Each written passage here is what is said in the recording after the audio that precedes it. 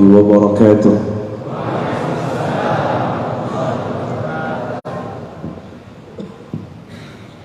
الحمد لله الذي أنزل القرآن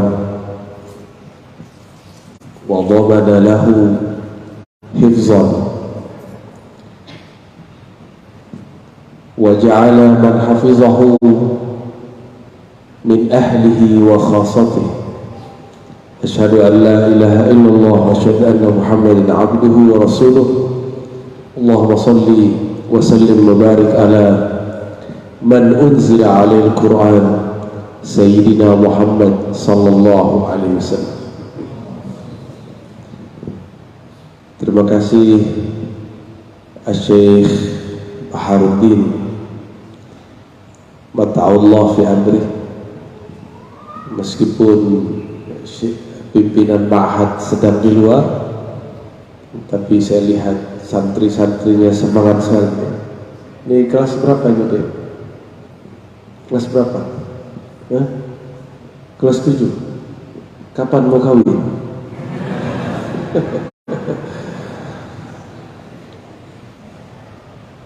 Suatu kali Nabi SAW menyebut tentang keluarga Allah. Hadisnya sudah diketahui oleh para masyayikh, para asatiz. Siapakah ahlullah, keluarganya Allah? Hum ahlul Quran wa khassatuh. Ya? Mereka lah yang disebut ahlul Quran, disebut ahlullah wa khassatuh. Orang-orang yang diistimewakan Allah. Dan ada sebuah hadis yang menyebutkan man syaghalahul Quran, siapa yang disibukkan dengan Quran, an mas'alati, lalu tidak sempat berdoa, maka Allah beri dia apa yang diminta oleh yang berdoa. A'taituhu ma u'tiya bihi sa'ilin, aku akan beri kepadanya apa yang aku beri kepada yang meminta. Kok bisa begitu? Kalau sudah jadi keluarga Allah, jadi kekasih Allah, makanya saya tanya, kapan mau nikah? Saya punya keluarga, Pak Kiai punya keluarga. Keluarga kita curhat di hatinya, cuma ngomong, itu mobil kok bagus Pak Kiai. Pak Kiai belum ngomong langsung telepon, itu mobil harga berapa? Ibu lagi lewat di toko emas, lihat itu toko emas kok bagus. Wah, langsung aja turun. Apa maksudnya? Allah itu selalu memperhatikan hati kekasihnya. Apabila hati kekasihnya terganggu oleh dunia, maka Allah berikan dunia supaya tidak terganggu.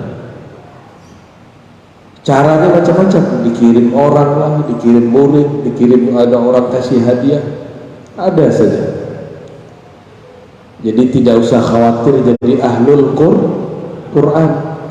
Orang sekolah umum banyak hari ini, itu mereka mau ngurusi negara secara umum. Siapa yang mengurusi negara dalam bagian agama? Kita. Ya ada ini lah. Jadi jangan pernah minder jadi santri Al-Quran.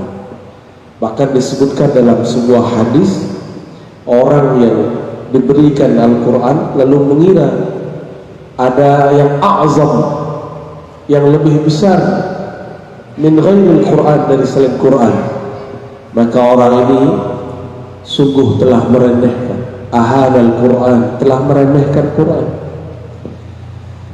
Tapi tentu ngaji Quran tidak ada hafalan. Ya, saya dulu menghafal pertama kali, hafal langsung 3 juz. Senangnya bukan main. Kita hitung-hitung, waduh, sudah kesekian lembar yang masuk kepala. Bangganya bukan main. Tapi setiap saya bangga, itu hafalan tidak jalan. Kenapa? Yang boleh bangga hanya Allah Subhanahu wa ta'ala. Satu kali Sayyidina Abu Bakar diajak berbicara oleh Sayyidina Umar. Ya Khalifatul Rasul, wahai pengganti Rasulullah. Waktu itu ada sekitar 700 orang dikirim perang. Umar gelisah. Kenapa gelisah? Jika 700 orang itu mati, lalu siapa menghafal Quran? Barulah muncul sejarahnya menulis Al-Quran. Tapi belum, baru dikumpulkan Quran. Tadinya Quran itu, makanya saya ingin berbagi adab pada siang ini walaupun tidak lama. Ini hati-hati adab daripada Quran. Dulu Sayyidina Umar ambil dari pelepah kurma, dari tulang-tulang, dari batu-batu, dari kayu-kayu yang dulu ditulis di situ satu surat. Sampai hari ini di Sudan itu masih ada beberapa tempat anak kecil menghafal pakai lembaran itu. Itu mengingatkan kita kepada apa? Cara orang dulu menghafal. Akhirnya 700 orang berangkat. Sayyidina Umar mengajak Sayyidina Abu Bakar, ayo kumpulin bahan-bahan Quran. Apa kata Sayyidina Abu Bakar? Ya Umar, hal taf'al ma lam yaf'alhu Rasulullah SAW. Apakah kamu melakukan yang tidak dilakukan Rasulullah? Ternyata Abu Bakar punya pikiran, kalau Nabi tidak lakukan, kita tidak perlu lakukan. Bid'ah. Apa kata Sayyidina Umar? Wahai Khalifatul Rasul, jika mereka mati, Quran siapa yang mewarisi? Walhasil Sayyidina Abu Bakar menerima. Maka dipanggillah Zaid bin Sabit. Datanglah dua orang tua ini. Mereka sudah sangat tua dibandingkan Zaid bin Sabit yang masih muda. Abu Bakar dan Umar datang kepada anak muda bernama Zaid. Barangkali ini kalianlah Zaid yang baru ini, ya. Amin. Apa kata Sayyidina Abu Bakar dan Umar? Wahai Zaid, ayo ikut kami, kita kumpulkan bahan-bahan Quran. Apa kata Sayyidina Zaid? Hal taf'al ma lam yaf'alhu Rasulullah SAW. Hal taf'ala ma lam yaf'alhu Rasulullah SAW. Apakah engkau berdua hendak berbuat sesuatu yang Nabi tidak buat? Jadi ternyata sebagian sahabat berpikir kalau Nabi tidak buat bid'ah. Tapi ini kan anak muda, maka Sayyidina Umar ajar dia, anak muda, ini saya ajar. Diajar, dikasih tahu bahwa sesuatu jika ada maslahat kebaikannya berarti dia tidak bid'ah. Dia boleh diamalkan, bahkan wajib. Walhasil Al-Quran dikumpulkan. Tapi sebelum dikumpulkan, Sayyidina Zaid mengatakan, ya Khalifatul Rasul, law amartani binakli jabalin ila jabalin la fa'altuhu. Seandainya engkau menyuruh aku memindahkan gunung ke suatu gunung lain, itu mudah sekali aku lakukan. Tapi memindahkan Quran menjadi satu tempat itu sulit, karena Quran itu bahannya tersebar di mana-mana. Bahkan Quran itu ada di dalam dada. Meninggal Abu Bakar, baru terkumpul bahannya. Meninggal Sayyidina Umar, belum dibuat apa-apa. Meninggal Sayyidina Utsman, dipanggil lagi Zaid. Zaid. Zaid sudah mulai agak menua. Dulu Abu Bakar suruh kamu kumpul bahan Quran. Nah, maka kalian itu mushaf nggak boleh sembarangan. Kisahnya panjang. Dulu modalnya banyak. Sayyidina Utsman perintahkan Zaid, wahai Zaid, sekarang engkau buat tim, kumpulkan semua orang, lalu kumpulkan Quran. Itu setiap kali ada satu surat, satu ayat yang terpisah, harus ada 2 orang saksi lapor datang kepada Zaid. saya dulu menghafal ayat ini. Ditanya, mana saksimu? Datang 2 orang saksi. Jadi untuk nulis satu surat saja itu bisa ratusan saksi. Ada ayat ini saksinya, ayat ini saksinya. Jadi Quran itu betul-betul berat. Kalau adik-adik ini main-main baca Quran, itu Zaid bin Sabit kalau hidup lagi mungkin kalian dipukul-pukul semua itu ya. Saya susah-susah tulis, kalian remehkan. Jadi jangan main-main. Suatu kali Zaid pusing kepalanya, ada 2 ayat tidak ada saksinya. Dicari-cari, nggak ada yang tahu. Ada yang tulis tapi tidak ada saksi. Tiba-tiba datanglah seorang sahabat namanya Khuzaimah bin Thabit. Ini bin, bukan binti ya. Orang Sulawesi, jadi guru besar di Jakarta, namanya Ibunda Prof. Dr. Khuzaimah, tapi perempuan. Kalau ini laki-laki, namanya Khuzaimah bin Thabit. Khuzaimah datang kepada Zaid lalu mengatakan, wahai Tuan Zaid, saya saksi bahwa laqad ja'akum 2 ayat terakhir di surat Taubah itu betul dari Rasulullah SAW. Lalu Zaid tanya, kamu kan baru seorang. Lalu Zaid mengatakan, wahai Tuan Zaid, tahukah kamu, aku ini digelari Rasulullah Zu Syahadatain, orang yang punya 2 kekuatan saksi. Loh kok bisa?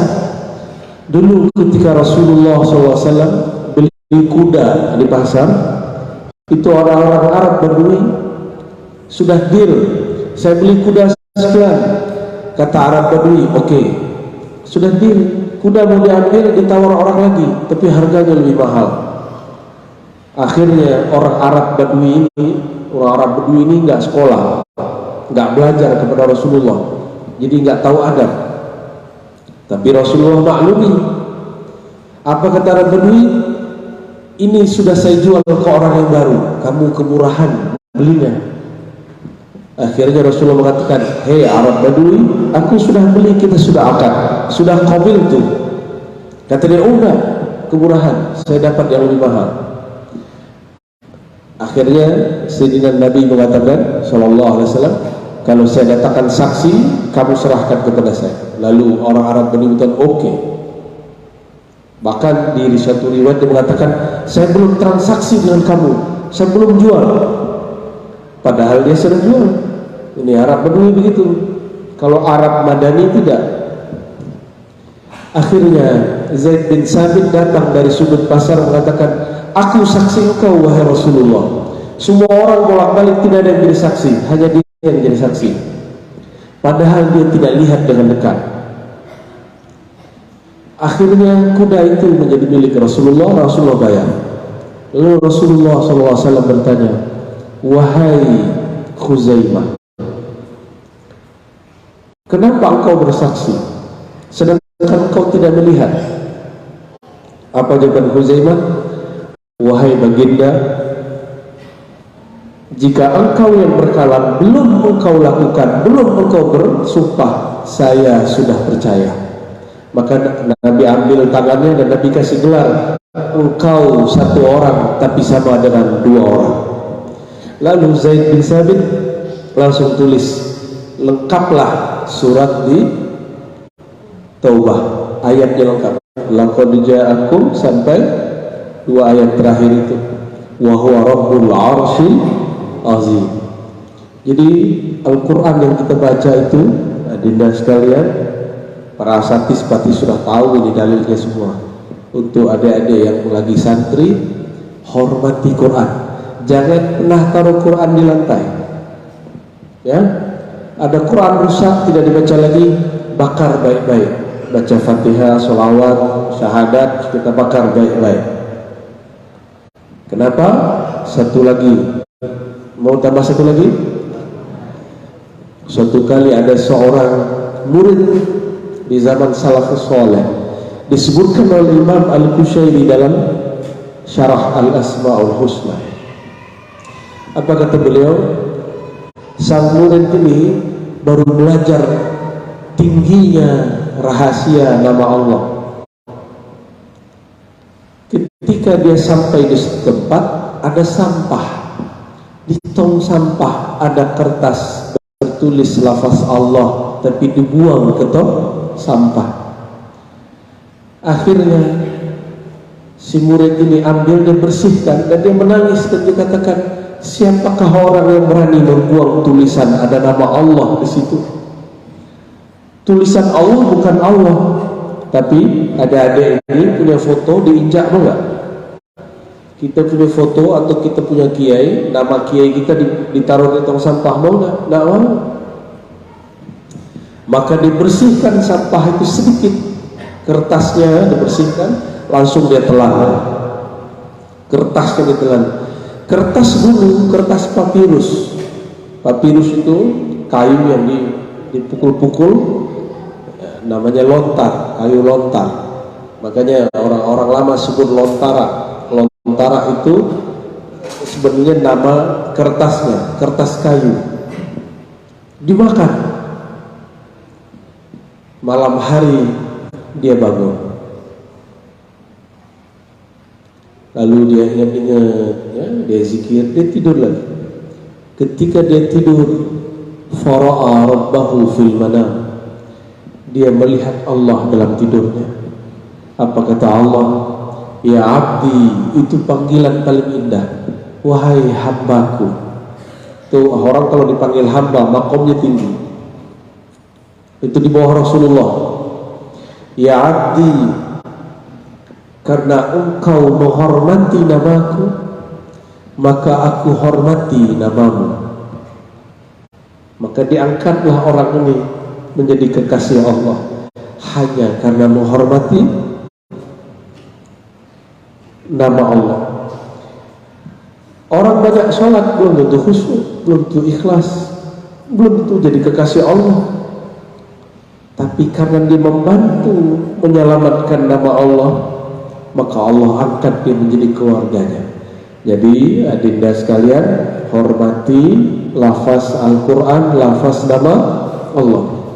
Jangan kaki mengarah ke Ka'bah, ya. Cukup orang-orang tua boleh, kakinya sudah sakit, ya. Tapi setahu saya Tuan Syekh Baharudin tidak pernah kakinya berselonjor ke Ka'bah, benar? Tidak pernah. Jadi jangan kalau ngafal Quran atau tidur, jangan kaki ke Ka'bah, ya, arahkan ke yang lain. Abu Hanifah tidak pernah kakinya selonjoran mengarah ke rumah kiainya. Ditanya oleh muridnya, ada apa wahai Abu Hanifah? Jawaban beliau, di arah sana ada rumah guruku.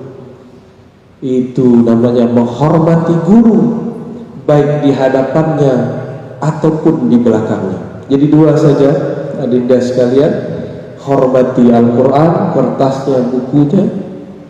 Hormati guru, karena guru itu di dadanya ada ilmu Al-Quran, ya. Menghormati guru jauh lebih tinggi tentunya, karena tanpa mereka kita tidak mengerti Al-Quran. Barangkali itu saya doakan siapapun yang hadir, semoga kita semua menjadi ahlul Quran. Mulai baca Quran banyak-banyak hari ini, ya. Allahumma salli ala Sayyidina Muhammad wa ala ali Sayyidina Muhammad. Allahumma ya Allah, salli alaina birahmatil Quran. Ya Allah, turunkan untuk kami ya Allah rahmat dengan Quran. Allahumma arhamna bihaqqil Quran. Allahumma arhamna bihaqqi man unzila alaihikul Quran. Ya Allah, rahmatilah kami, guru-guru kami, siapapun yang hadir, siapapun yang mendengar kajian ini, dengan berkah Al-Quran dan Nabi kami yang diturunkan Quran kepadanya. Ya Allah, Nabi-Mu mengatakan bahwa kolbu, dada yang tidak ada isi Al-Quran seperti kuburan, seperti rumah hantu, rumah yang tidak ada penghuninya. Maka ya Allah, izinkan kami yang hina ini menghafalkan Quran-Mu yang mulia. La yamassuhu illa al-mutahharun, fatahhir qulubana sudurana ya Rabb. Maka bersihkanlah dada kami ya Allah sehingga kami berhak menerima Al-Quran-Mu ya Allah. Allahumma ya Allah, jadikanlah Al-Quran syafaat kami di dunia dan akhirat, dan jadikan Quran ya Allah seperti dijanjikan baginda Rasulullah adalah mahkota untuk orang tua kami nanti di akhirat. Allahumma ya Allah, adkhilna jannata bi hurmatil Quran wa ajirna minan nar bi 'azamatil Quran. Ya Allah, masukkan kami ke dalam surga dengan kehormatan Al-Quran, dan bebaskan kami dari siksa Engkau dengan keagungan Al-Quran. Rabbana atina fid dunya hasanah wa fil akhirati hasanah wa qina adzabannar. Wa sallallahu ala sayyidil wujud sayyidil qaunain sayyidi man unzila ala al-Quran wa man kana khuluqul Quran sayyidina Muhammad wa ala alihi wa ashabihi wa sallam. Walhamdulillah rabbil alamin. Demikian dari kami, mohon maaf tidak bisa lama-lama karena tidak lama lagi juga harus jalan ke bandara. Ya. Assalamualaikum warahmatullahi wabarakatuh.